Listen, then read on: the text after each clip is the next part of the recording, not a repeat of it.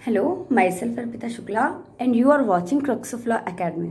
आज हम बात करते हैं ट्रांसफर ऑफ प्रॉपर्टी एक्ट में सेक्शन 36 एंड 37 की। सेक्शन 35 तक की हमने बात कर ली है। सेक्शन 35 हमने पढ़ा था अपनी प्रीवियस लेक्चर में, जो बहुत इंपॉर्टेंट सेक्शन था, चाहे वो प्रिलिमिनरी हो चाहे मेंस के एग्जाम पॉइंट ऑफ व्यू के लिए। ठीक है, तो प्लीज़ हमारी वो वीडियो को एक बार आप ज़रूर देख लीजिएगा।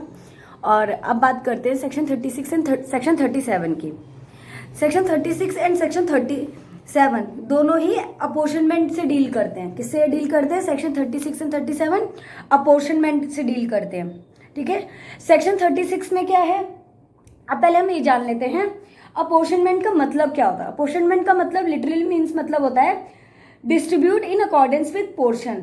मतलब जिसका जितना हिस्सा होता है उसके अकॉर्डिंग उस चीज का डिस्ट्रीब्यूट कर देना। हमने कोई प्रॉपर्टी ली है, ठीक है, अब उसमें जो पर्सन है उसका कितना हिस्सा बनेगा तो हम उसको उसी हिसाब से डिस्ट्रीब्यूट कर देंगे। ठीक है, और हम क्या कह सकते हैं, अपॉर्शनमेंट का मतलब होता है कॉमन फंड्स को डिस्ट्रीब्यूट करना जो दो या दो से ज्यादा क्लेमेंट को मिलेगा। Apportionment distribution of a common fund between two और मोर क्लेमेंट्स। अब क्या है, प्रॉपर्टी ट्रांसफर करते वक्त जो ट्रांसफरी है, प्रॉपर्टी ट्रांसफर करते वक्त जो ट्रांसफरी होता है उस प्रॉपर्टी के साथ प्रॉपर्टी से रिलेटेड सारे बेनिफिट्स जो मिलेंगे हमें, उस प्रॉपर्टी से रिलेटेड जो भी बेनिफिट्स हमें मिलेंगे, उस प्रॉपर्टी से जो इनकम आएगी वो भी मिलती है। तो उसको कैसे डिस्ट्रीब्यूट करी जाएगी हम उसकी बात करेंगे। ठीक है,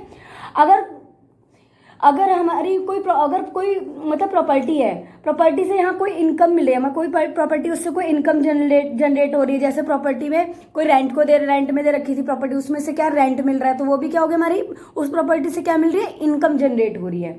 ठीक है, अब प्रॉपर्टी ट्रांसफर कर रहा है तो उस वक्त क्या होगा, स्पेसिफिक चीजें मेंशन की जाएंगी कि ट्रांसफरर को उस प्रॉपर्टी के पोर्शन से कितना इनकम मिलेगी और कितनी ट्रांसफरी के पास रहेगी और किस डेट से मिलेगी और कब तक मिलेगी, मतलब किस डेट पर वो इनकम मिलेगी, ये बात उसमें बता देंगे अपॉर्शनमेंट में। और क्या होगा, वो जो ट्रांसफरी के पास कितनी जाएगी और ट्रांसफरर के पास कितनी इनकम जाएगी उस प्रॉपर्टी में से।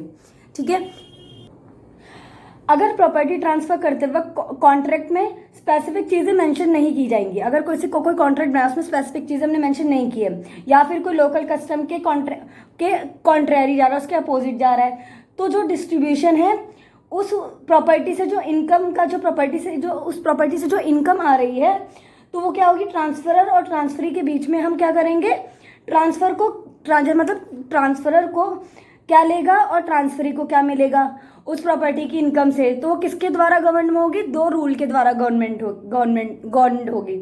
पहला अपॉर्शनमेंट बाय टाइम के द्वारा गवर्न की जाएगी और दूसरा अपॉर्शनमेंट बाय स्टेट के द्वारा बताई जाएगी कि अपॉर्शनमेंट मतलब कितने टाइम, अपॉर्शनमेंट ऑफ टाइम में क्या, बाय टाइम में क्या होगा कि कितने टाइम तक इनकम मिल सकती है, उस हिसाब से डिस्ट्रीब्यूशन होगा। जो डेट स्पेसिफाई थी उसी हिसाब से इनकम मिलेगी, या फिर कितनी प्रॉपर्टी है उस प्रॉपर्टी को देखेंगे कितनी किसको डिस्ट्रीब्यूट हो सकती है। अपॉर्शनमेंट बाय स्टेट में मतलब जो प्रॉपर्टी हमारी, कितनी प्रॉपर्टी किसको ट्रांसफरर को जाएगी, कितनी प्रॉपर्टी ट्रांसफरी को जाएगी। ठीक है, हमने क्या जाना, अपॉर्शनमेंट। सेक्शन 36 एंड सेक्शन 37 दोनों किससे डील करते हैं, अपॉर्शनमेंट से डील करते हैं। और अपॉर्शन डिस्ट्रीब्यूट कैसे हो सकती है, दो रूल के द्वारा गवर्न की जाएगी, अपॉर्शनमेंट बाय टाइम के द्वारा और अपॉर्शन बाय स्टेट के द्वारा। अब अपॉर्शनमेंट का मतलब क्या था, हमने जाना था अपॉर्शनमेंट का मतलब होता है प्रॉपर्टी को, जो किसको उस प्रॉपर्टी से किसको कितना हिस्सा मिलेगा, ट्रांसफरर को कितना मिलेगा और ट्रांसफरी को कितना मिलेगा, वो कैसे डिस्ट्रीब्यूट होगी। ठीक है, अब क्या है, सेक्शन 36 डील करता है हमारा rule of for apportionment of time से। किससे, rule for apportionment by time से डील करता है सेक्शन 36। अब कहता है, सेक्शन 36 कहता है कि प्रॉपर्टी ट्रांसफर करते वक्त उस प्रॉपर्टी से रिलेटेड जो रेंट्स, एन्युटी, डिविडेंड्स और कोई भी जो पेरियडिकल पेमेंट्स होंगी इनकम के नेचर की, मतलब उस प्रॉपर्टी से रिलेटेड कोई भी इनकम जनरेट हो रही है, उस इनकम जनरेट होगी, डिस्ट्रीब्यूट उसको कैसे करेंगे हम, इनकम को कि कितनी डिस्ट्रीब्यूट कैसे करेंगे, वो हम डे टू डे में, मतलब इनकम जो जनरेट हो रही है वो डे टू डे में, तो उसको उसी हिसाब से डिस्ट्रीब्यूट करेंगे इनकम को कि जो ट्रांसफर को जाएगी और कितनी ट्रांसफर को जाएगी। तो उसमें क्या देखेंगे हम मतलब कहते हैं हम प्रॉपर्टी ट्रांसफर कर रहे हैं, उस वक्त क्या होता है, हमारी जो उस प्रॉपर्टी से रेंट्स मिल रहे हैं, एन्युटीज मिल रही है, डिविडेंड्स मिल रहे हैं, और कोई भी जो पेरियोडिकल पेमेंट्स हो रही है जो इनकम नेचर की आएगी, जो मतलब उस प्रॉपर्टी से इनकम नेचर की हमारी आ रही है, तो जो इनकम जो जनरेट हो रही है उसको हम डिस्ट्रीब्यूट करेंगे कि वो इनकम कितनी ट्रांसफरर के पास जाएगी और कितनी ट्रांसफरी के पास जाएगी। जैसे एक एग्जांपल लेते हैं, ए प्रॉपर्टी ट्रांसफर करता है बी को, जिसमें सी रेंट में रहता है। ए की प्रॉपर्टी में सी रेंट पर रहता है और वो प्रॉपर्टी किसको बेच दी गई है, बी को बेच दी गई है। और जो सी है वो हर महीने की आखिरी तारीख को 10,000 रुपये ए को देता है, ऐसे एज अ रेंट। तो इसमें क्या है, जो प्रॉपर्टी ट्रांसफर की जा रही है बी को, उसमें से क्या हो रही है, कुछ इनकम जनरेट हो रही है। अब इनकम जनरेट कैसे से, अब ए अपनी क्या करता है, प्रॉपर्टी बी को 15 तारीख को बेचता है, 15 सितंबर को बेच देता है। तो यहाँ पर जो ए को जो है ना सी 15 दिन का रेंट देगा, क्योंकि वो 1 तारीख से 15 तारीख तक रेंट, उस प्रॉपर्टी का मालिक कौन था, ऑनर कौन था, ए था। तो जो सी है वो रेंट किसको देगा, 15 तारीख तक का वो देगा, ए को देगा। और बी को जो बाकी के 15 दिन के जो बचेंगे, मतलब 15 से 30 तारीख जो बचेंगे, वो किसको, बी प्रॉपर्टी में से इनकम मिलेगी, रेंट मिलेगा, सी किसको देगा, बी को देगा। मतलब 15 दिन का जो इनकम होगी वो ए के पास जाएगी और 15 दिन की इनकम बी के पास जाएगी। ठीक है, क्योंकि जो 15 सितंबर तक था उस प्रॉपर्टी का मालिक तो ए ही था, ऑनर कौन था, ए था, तो उसके पास जाना ही जाना है। और 15 सितंबर के बाद कौन मालिक हो गया उस प्रॉपर्टी का, बी प्रॉपर्टी का मालिक हो गया। ठीक है, तो सेक्शन 36 एक ऑनर की बात करता है। किसकी बात करता है, एक ऑनर की बात है, जो प्रॉपर्टी में जो ऑनर होगा उसको कितनी इनकम मिलेगी।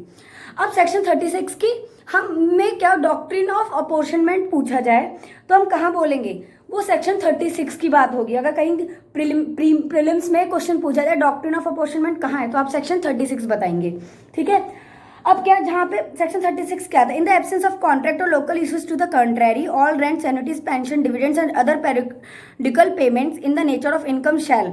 इसमें कहा गया है कि जहां कॉन्ट्रैक्ट नहीं बना प्रॉपर्टी ट्रांसफर करते वक्त, मतलब कोई कॉन्ट्रैक्ट नहीं बना कि कौन कौन कितना हिस्सा रखेगा, और लोकल लॉ के वो कॉन्ट्रेरी है, मतलब उसके लोकल लॉ जो हमारे वहाँ पे एप्लीकेबल है स्टेट में, वो उसके क्या अपोजिट है। तो जो सभी रेंट्स, एन्युटीज, पेंशन, डिविडेंड्स और जो पेरियोडिकल पेमेंट्स है जो इनकम नेचर के हैं, जैसे ही इंटरेस्ट ट्रांसफर हो रहा है उस पर्सन को इंटरेस्ट का जो एंटाइटल है पेमेंट रिसीव करने को, मतलब अब लिखा upon the transfer of interest of the person entitled to receive such payment. अब क्या है, जो पर्सन है वो एंटाइटल है पेमेंट रिसीव करने का, तो यहाँ पे माना जाएगा कि जो पेमेंट है be deemed as between the transfer and the transfer to accrue day from day to day and to be apportionable accordingly but to be payable on the days appointed for the payments there. इसमें बोला गया है कि जो payment income receive की जाएगी, जो payment है वो ट्रांसफरर और ट्रांसफरी को होगी, डे टू डे बेसिस पर होगी।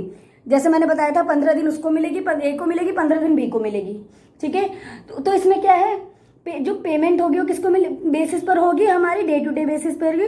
और उनका जो डिस्ट्रीब्यूशन होगा क्या होगा, एप्रोप्रिएशन। डिस्ट्रीब्यूशन मतलब यहाँ पे जो बात हो रही है एप्रोप्रिएशन, मतलब एप्रोप्रिएशन होगा वो ट्रांसफर हुई है, जो जैसे वो ट्रांसफर हुई है जिस डेट को डे अपॉइंट किया गया था और उसी डेट को पेमेंट होगी। मतलब जो हमारा डेट अपॉइंट हुआ था कि भाई सितंबर की 30 तारीख को वो हर महीने की रेंट देता था प्रॉपर्टी में से, तो अब बी सी क्या देता था, रेंट देता था। तो अब उसमें क्या है, ए से 1 से 15 तारीख तक ए को देगा, क्योंकि अपॉइंट कौन सी डेट हुई थी, लास्ट तारीख हुई थी।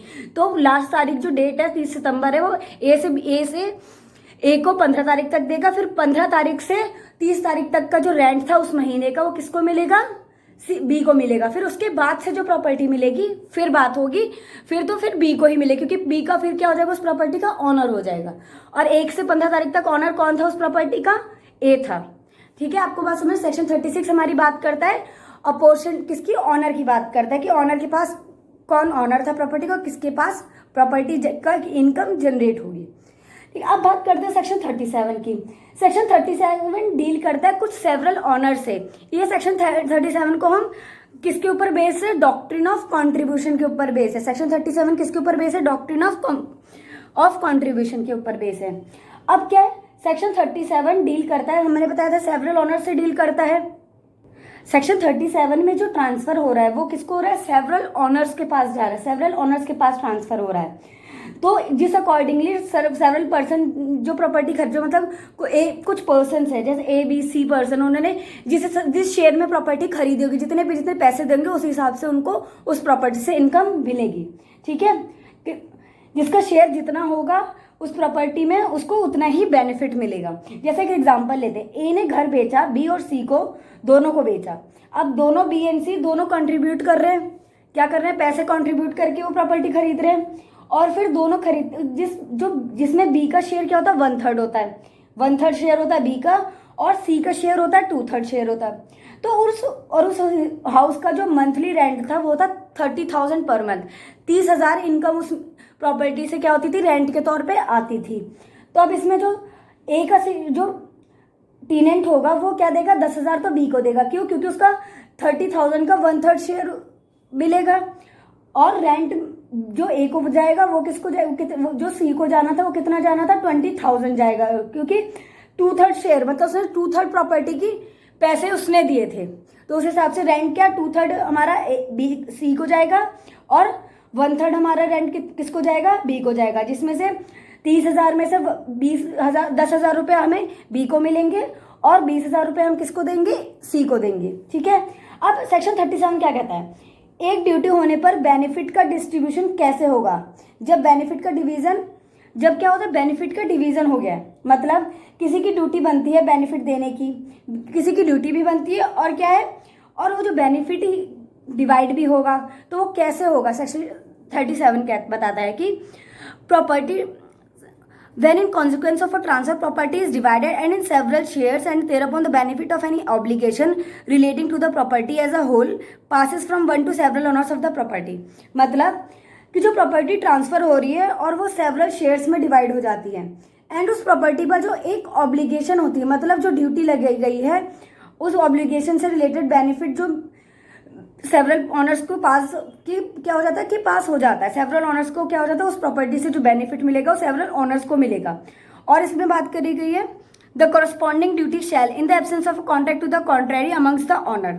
मतलब जो कॉरस्पॉन्डिंग वो ड्यूटी क्या है, वो सिमिलर ड्यूटी है, उस ड्यूटी से रिलेटेड कोई कॉन्ट्रैक्ट नहीं है। तो क्या होगा, वहाँ पे जो सेवरल ऑनर्स होंगे और जो उनका शेयर होगा उस प्रोपोर्शन में उतना बेनिफिट मिल जाए, जितना पर्सन का सेवरल ऑनर्स का उस प्रॉपर्टी में शेयर होगा, उस हिसाब से उतनी क्या होगा, इनकम डिवाइड हो जाएगी, उतना प्रोपोर्शन से बेनिफिट मिलेगा सेवरल ओनर्स को। यहाँ पे क्या, अब बात करते हैं ड्यूटी का बर्डन ना बढ़ा दे, तो मतलब कि अब अगर इसमें बर्डन बढ़ा दिया, अब इसमें क्या कहा गया था, provided that the duty can be severed and the severance does not substantially increase the burden of the obligation. मतलब कि जो ड्यूटी है वो क्या होगी, सब जो इनकम देगा वो क्या देगा, जो बेनिफिट दे रहा है वो क्या होगा, सेवरल पर्सन्स को देगा। लेकिन जो सेवरल पर्सन को प्रॉपर्टी जा रही है वो क्या है, कोई ऑब्लिगेशन नहीं, मतलब बर्डन नहीं डालेगा किसी पर। मतलब कि जैसे ड्यूटी का बर्डन ना बढ़ा दे, 30,000 रुपये से जो हमारा रेंट मिलता था, अब हम एकदम से जो ऑनर है वो 60,000 ना कर दे, तो यहाँ पे क्या होगा, बर्डन नहीं होना चाहिए। बट जो ड्यूटी ऐसी है जो डिवाइड नहीं हो सकती, मतलब कि कितनी इनकम किसको मिलेगी यह डिसाइड ही नहीं हो सकता कि भाई कितनी उस प्रॉपर्टी से इनकम किसको मिलेगी, ए को मिलेगी, बी को मिलेगी या सी को मिलेगी। तो इसमें क्या है, जो ऑनर क्या करेंगे, जॉइंटली डिसाइड कर देंगे, एक दूसरे से आपस में बात करके कि किसको कितना पोर्शन मिलना है, तो उसके और किसके फेवर में वो ड्यूटी जानी चाहिए, परफॉर्म होगी। तो और डिसाइड होकर क्या होगा, जब वहाँ पे डिसाइड हो जाएगा तो तब जैसे वो डिसाइड करेंगे उसी हिसाब से वो बेनिफिट उन सेवरल पर्सन के पास जाएगा। अब प्रोविजो दिया गया है यहाँ पे, that no person on whom the burden of obligation lies shall be answerable for failure to discharge it in manner provided by this section. इसमें कहा unless and until he has reasonable notice of the severance. मतलब जिस person पर burden है उस duty का, और अगर वो फेल कर जाता है, मतलब जो उस प्रॉपर्टी से जो इनकम जो दे रहा था वो क्या हो गया, वो किसी भी रीजन से फेल कर जाता है कि नहीं दे पाता, तो उस ड्यूटी का परफॉर्म करने में उस मैनर में, जैसे कि मतलब लिखा हुआ है कि बस इस मैनर में वो प्रॉपर्टी को नहीं, इस इनकम को नहीं दे पाएगा और ड्यूटी परफॉर्म नहीं कर पाएगा, तो वो पर्सन क्या होगा, वो आंसरेबल नहीं होगा ऑनर्स को। ठीक है, जब तक कि उस पर्सन के पास रीजनेबल नोटिस ना चला जाए कि जब तक क्या बताया कि जब तक उस पर्सन के पास क्या हो जाए, नोटिस ना आ जाए कि वो प्रॉपर्टी सेवरल ओनर्स को डिवाइड हो चुकी है, अब जो इनकम अराइज होगी वो डिवीजन में जाएगी, मतलब डिवाइड होके प्रोपोर्शन मिलेगा प्रॉपर्टी का। ठीक है, सेवरल ऑनर्स को डिवाइड हो चुकी है अब ये प्रॉपर्टी, तो उसके पास क्या होना चाहिए, उसको इस चीज़ का नोटिस होना चाहिए कि भाई मैं कि ये जो प्रॉपर्टी के जो बेनिफिट है सेवरल ऑनर्स को डिवाइड होगा। और अगर उस पर्सन को जो बेनिफिट दे रहा है, इनकम जिसकी जो इनकम देगा, तो उसमें क्या वो नोटिस नहीं मिलता उसे कि, तो फिर क्या होगा, वो नोटिस उसके पास है नहीं कि भाई ये प्रॉपर्टी इतने इतने पर्सन को जाएगी, डिवाइड होगी, तो वहाँ पे वो पर्सन आंसरेबल नहीं होगा ना।